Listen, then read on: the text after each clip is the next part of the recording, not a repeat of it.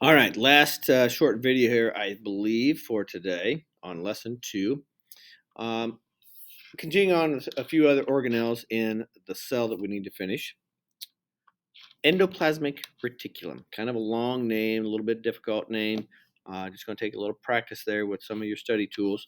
But your endoplasmic reticulum are a series of folded membranes that are responsible for helping get materials moved throughout the cell. They're kind of like the conveyor belts or the taxi cabs or the Ubers, I guess, if you want to call it that modern term, inside the cell, and they're responsible for getting things where they go. For example, if the ribosomes make a protein and that protein is needed in a certain part of the cell, it likely is going to hop a ride on the endoplasmic reticulum to be transported there. It's going to be how it gets to where it needs to be.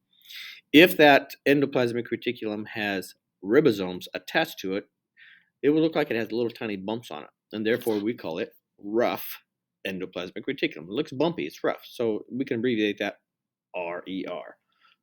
If it does not have ribosomes on it, then we're going to call it smooth ER. Not a big distinction, but something that we want to make sure we understand. Once these proteins get created, they're going to have to get packaged, kind of like you call up Amazon and you order something on Amazon, and so before they send it to you, they're going to put it in a box. And so the Golgi apparatus, sometimes called Golgi bodies, they are responsible for getting that order, getting that protein that's been ordered, and packaging it into these little tiny bubbles called vesicles. And sometimes these vesicles are just moved throughout the cell. Sometimes they're actually moved to the edge of the cell, and they actually pass through the cell membrane because that protein is needed someplace else. But it's the Golgi apparatus that does the packaging. It's going to put the goods in a box, so to speak, not a cardboard box, but just a I don't know, a figurative box, I guess, and it's going to get sent to where it needs to go. In many cells, there are storage spaces, maybe storage spaces for extra materials like water or food particles. Sometimes waste particles are stored in these areas called vacuoles. And if the cell knows that it needs to get rid of that waste, it can store it for a short time and then it can eliminate it. Vacuoles are really important, particularly in plant cells, because if a plant dries out, if it gets dehydrated, it's going to lose its structure and support. That plant is going to get droopy and wilt. But if you were to water that plant, these large central vacuoles are going to get full of water, and it's like a water balloon. You're filling it up, and now you got pressure on the inside, and the walls are firm again, and that plant is going to be able to stand up. The last organelle here we want to talk about is called lysosome, and lysosomes are kind of the cleanup crew.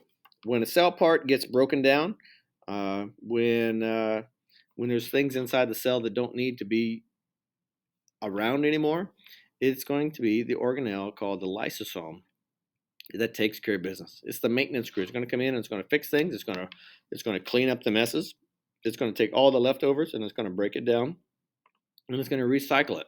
It's going to get rid of those cell parts that are no longer working or no longer good. Maybe they've been already replaced by newer cell parts.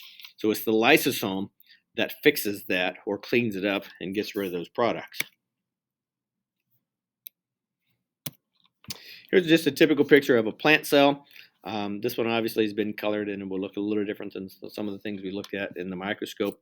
Notice on a plant cell we have both a cell membrane and a cell wall. Okay, the cell wall is going to add that extra shape and support for that plant cell. The cell membrane is going to control what goes in and out. We've got a chloroplast, the green item that turns light and oxygen, or excuse me, light and carbon dioxide into food and oxygen. We've got the mitochondria that's going to turn the food and oxygen into energy. We've got the nucleus. Okay, we've got the endoplasmic reticulum that's going to take those instructions in the DNA and deliver them or deliver the proteins throughout the cell.